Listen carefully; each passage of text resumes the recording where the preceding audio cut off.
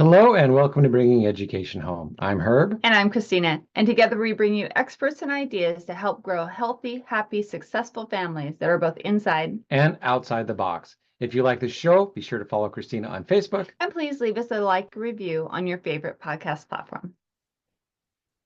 Today I have the pleasure of introducing Randy Rolfe.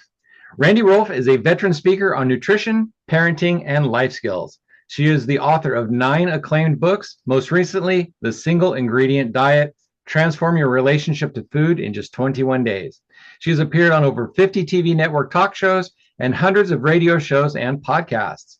A natural health advocate and family counselor now for 5 decades, Randy brings her message to the next generation so that they can take control of their health and lead vibrant lives. Welcome, Randy. It is a pleasure to have you here. Really looking forward to this conversation. Well, thank you, Herb and Katrina. I appreciate being here. Yes, thank you so much. When we talk about everything with our other guests on podcasts and stuff, nutrition is so important, expectations for our children, helping them learn, all of these things are just woven together. And if we don't have that, then our children aren't thriving the way they really should be. So I am super interested in hearing a little bit more about what you do with families, for everybody to get this nutrition in check. And first off, normally we talk about how you got started. How did you get started being the nutrition guru, start talking about this on podcasts and radios? How did you get involved? Well, yes, my first career was as an attorney. I had traveled the world with my family and I wanted to make world peace. And then in college, I met my husband and decided hopping all over the world wasn't going to be the lifestyle I wanted because I wanted to be with him and have children. And so I had learned from my great uncle, Scott Earing, and his wife, Helen. You may know about them. They were famous for their organic gardens. And so when I was working at a law firm in Philadelphia, I was talking about the things I was learning, reading about nutrition. And I'll never forget the moment that one of my colleagues came in and he burst into my office, got down on his knees and said, Randy, thank you for getting me through this long case. Because he had asked me, how do I stay awake? I'm staying up all night and I'm having, beer and pretzels to try to stay awake and it doesn't work. And it was a long trial and he was exhausted and he made it through. He said, we won, but only because of you. So I thought, well, I really had fun with this. It was more fun than writing briefs and that I had something to really share. So that was the beginning. And with our kids, I realized that so many people were asking me why my kids were calm and happy and healthy. And I said, well, because we are feeding them right. We give them lots of hugs, of course, but we also are feeding them real whole foods. And in fact, we bought an old farmhouse and had our own garden for a while, but then we ran out of money. So we came back to suburbia, but I started teaching nutrition and and parenting. I did parenting, well, I still do parenting counseling. So I have a program based on my new book, The Single Ingredient Diet. And the idea is to just have food that doesn't need ingredient lists. Start with foods that your grandmother would recognize, because that's what our children and us too genetically are prepared for, is to use real food, not off with the additives, not with over refined and then throw a few vitamins and minerals back in. That's not what it's about. Our bodies are programmed to take food and transform it into healthy bodies. I really like that you said that because I like to cook. I am not a cook. I have no formal He's training. Excellent at it. But I hurt my head and I had to change my diet and I went on an elimination diet. So I didn't get very many ingredients in my diet. And several of my friends were like, oh, I want to eat good food like you. So I started bringing them some of the foods that I was cooking and eating. And at first they were like, oh, I hate beets. I'm never going to eat beets. And then I would bring them beets and they would like scarf them down.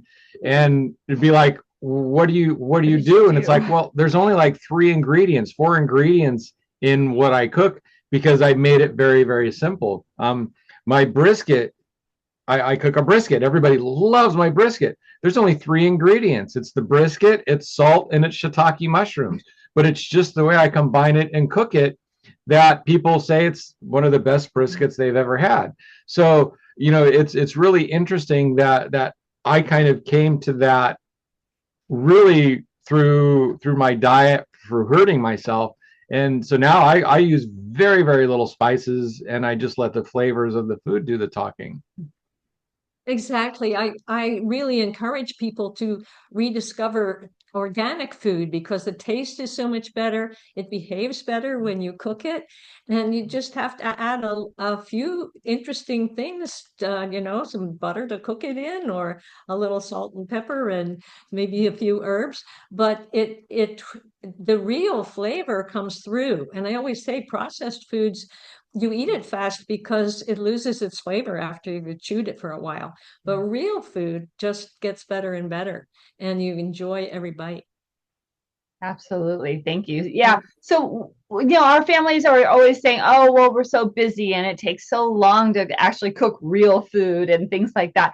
What would you say, or how can you help our families maybe make a mind shift around that? We know it's super important for our families to have good nutrition, but then how do you either make the time or make it easy enough to get that good nutrition? Well, it makes me think of one of my favorite workshops is when I have families come together and give them regular commercial vegetables or fruits and organic. And I'll never forget when the kids would say, "Hey, Mom, why doesn't our food taste like this?" So you save a lot of time trying to convince your kids to eat if they like the food. And the other thing, what Herb was saying, is involve them in preparing it. If they've prepared it, they want to try it and share it and tell their siblings about it. The other side of it is that once you have a few skills of cooking, it doesn't have to be a big production. My husband thanks me for keeping him healthy 50 years and for making it so delicious. But I never spend more than 45 minutes preparing dinner. And if you can involve the kids, and many things I'll do ahead of time so that just put them together. And most things I can have on the table a dinner within half an hour, but you have to build some skills and believe what you're doing. But when the kids really like the food, that's a real incentive. Right. So we're big advocates for bringing your children home for education and taking them out of school.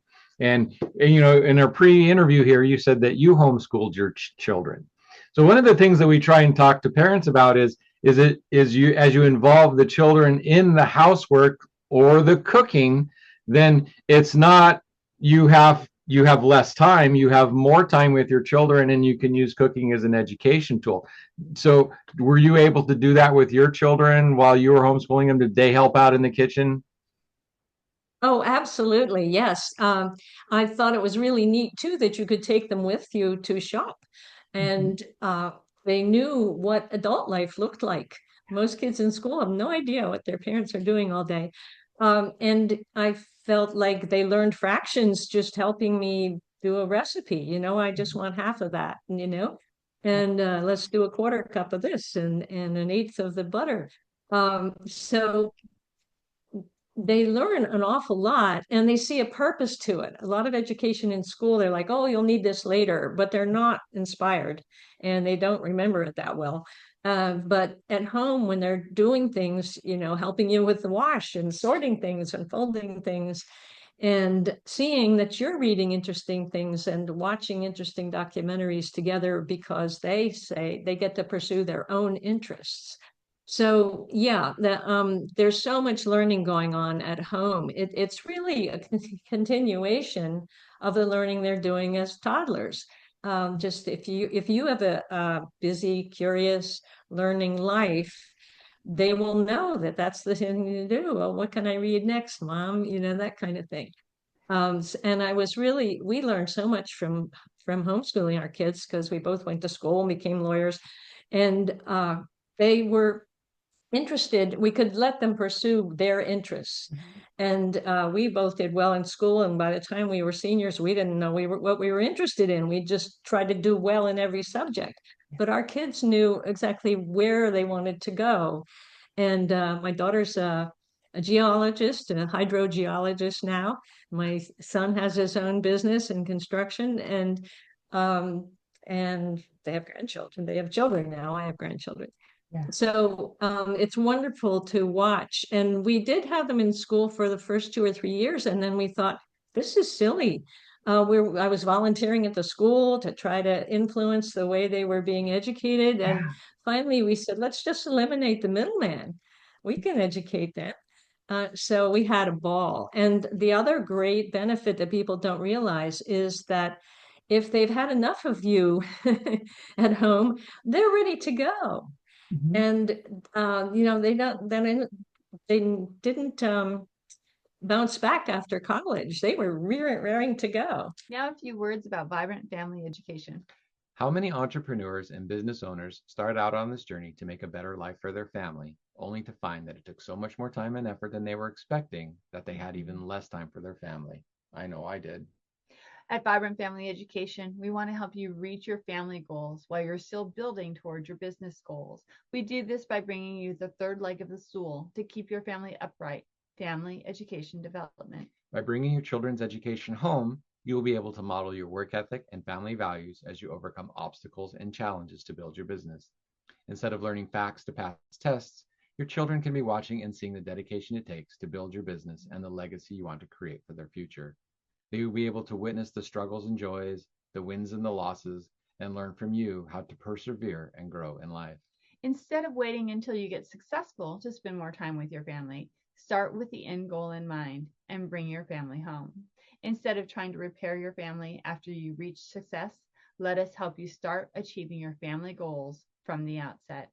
Learn to be successful with your family now, and no matter what happens in the future, they will be better prepared for life, especially after watching how you cared for and built not only a business, but a healthy, happy, and successful family.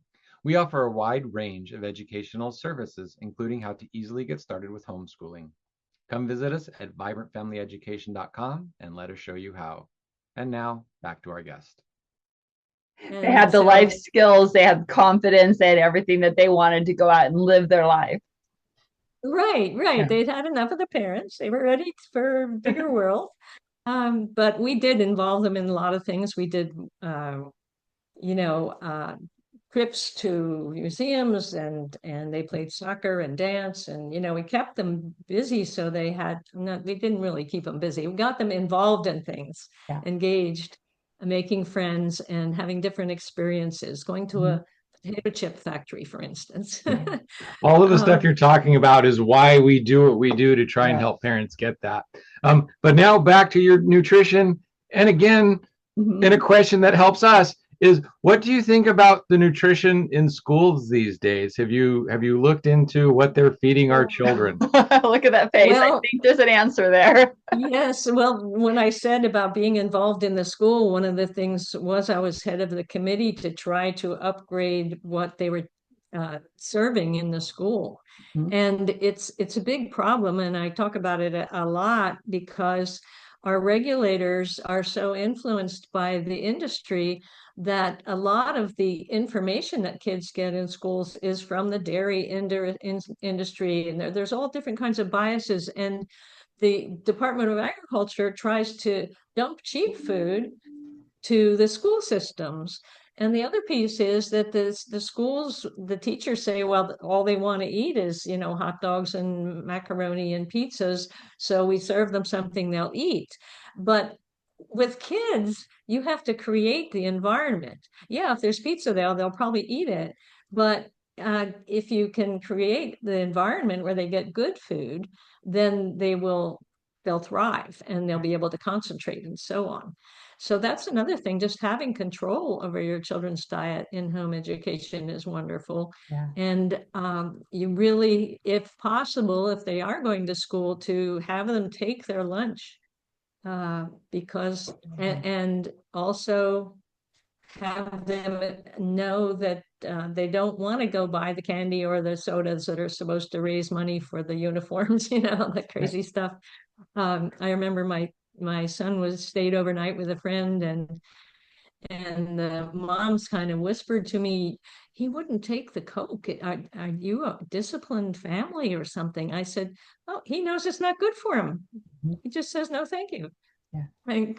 So, if you tell kids, this, you want to grow strong and healthy, then you want to eat like us. And both of them, tried when they were in high school and college, they tried doing what their friends did, but then they found out that they never got sick and their friends were getting sick. So, um, they learn by experience. It's awesome. Mm-hmm. So what I hear you saying is that you just exposed them to most of it. You didn't really restrict them, but you helped them realize that, oh, I feel better when I'm eating like a healthy diet, things like that. Or I feel worse if I do what my friends do and get the junk food and things like that. That kind of how you handled it. Yes, and controlling the environment. I mean, you don't bring junk into the house, That's true. especially at younger ages. You want them to know that food is food. Yeah. It's not coming out of a bag or a box or a can or a glass. Mm-hmm. It's food, and so then they realize it's kind of strange when everybody's drinking soda or carrying donuts around.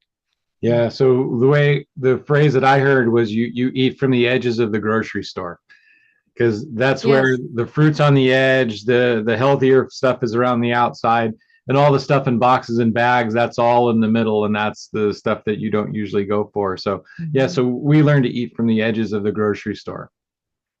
Very good. Yes, that's exactly it. The food processors get their profits from the ultra processed foods, so that's what's constantly being pushed in all the advertising, Mm-hmm. and especially advertised to kids. And they're not supposed to advertise to kids, and they have these policies. They're not going to advertise to kids, but they do. They try to make everything fun and cute and animals jumping around and that kind of thing. So we have to have that strong influence as parents to set the standard. And if they say, oh, so and so gets to have um, you know excessively sweet fruit juice for breakfast, and you say, well, this is our home and we're doing what we believe is best for you. So when you're 21, you can go do that. So when you're counseling and working with families, is this where you go? Do you start with diet and education around diet, or what is it that you really work with families? That's a great question, because I had many families would bring their kids to me that they weren't eating, or they Mm-hmm. were having trouble at school, or they weren't sleeping, and I would talk to the kids a few minutes, and then I bring in the parents and find out what's the diet like, what's the schedule like. Are they overscheduled, going to Yes. too many different things and catching a hamburger on the way? So often it's the parents need education. There's nothing wrong with the kids in most cases. And so I gently move it towards lifestyle and having time with the kids, sitting down for a meal. I had one family that just never sat down for a meal, and then she wondered why they didn't eat when they were with friends and trying to sit down. Yeah. So we found 2 times, Tuesday nights and Sunday mornings, that they could actually have a meal together. So getting down to the hard facts of what does a lifestyle look like Mm-hmm. can really help.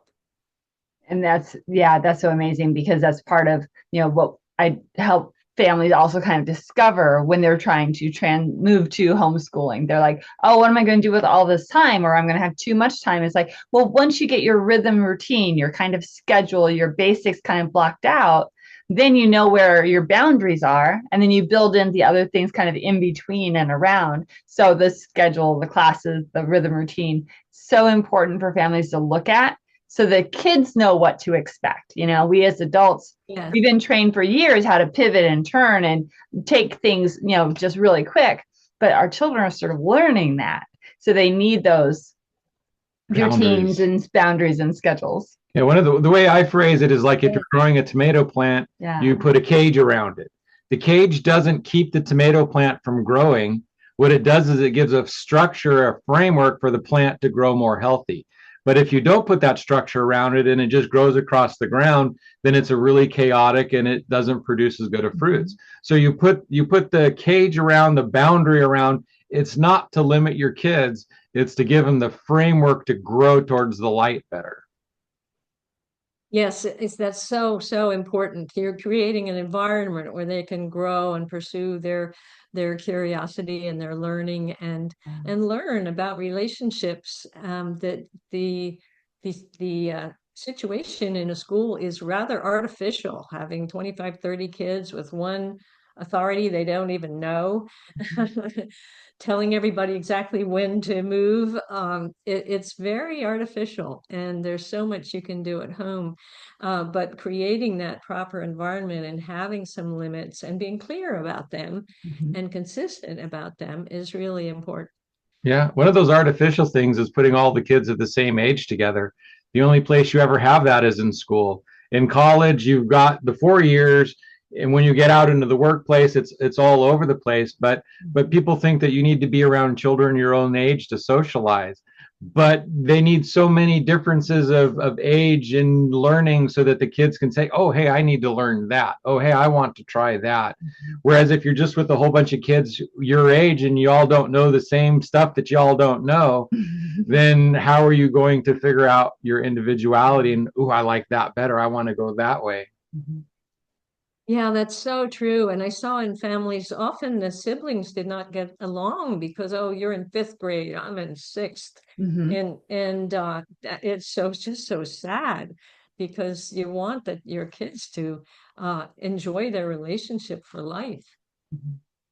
Absolutely. So, talking about that a little bit, socialization. So, when you were homeschooling, what did you do to help make sure that your kids were well adjusted and knew how to talk to different ages and stages and things like that? Well, we definitely made it clear that we would arrange any kind of social get-togethers with the children of our personal friends. And also, if they liked somebody at soccer or dance, we'd make play dates for them, make that really easy. And also, we connected with other organizations that were supported homeschool.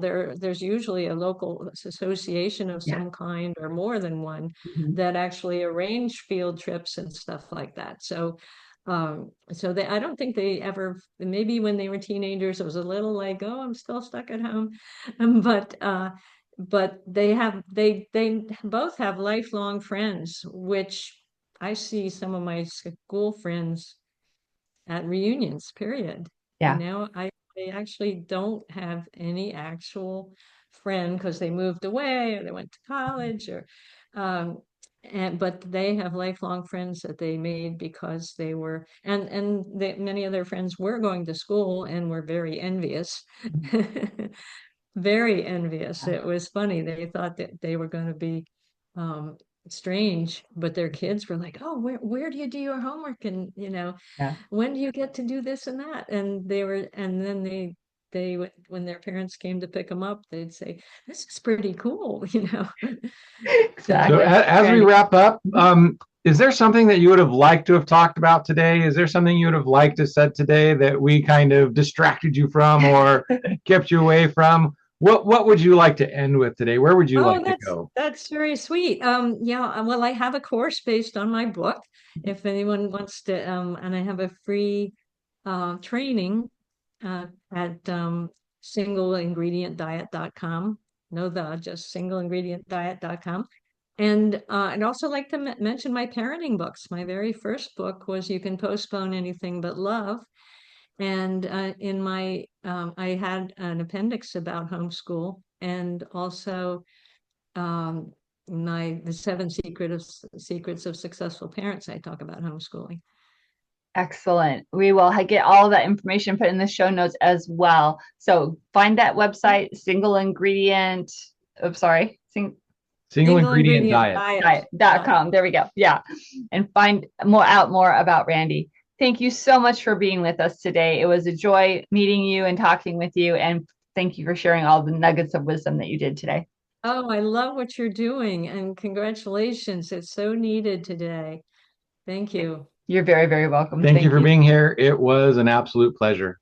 All right, audience, this is a wrap up for the end of this show, but please find Randy if you want some more information about her single ingredient diet plan. There we go. And also, don't forget to leave a like and review on your favorite podcast platform for bringing education home. We need all of those so we can reach more families just like you and help them be happy, healthy, and successful. Until next time, bye for now. Bye for now. Hello, and welcome to Bringing Education Home. I'm Herb. And I'm Christina. And together we bring you experts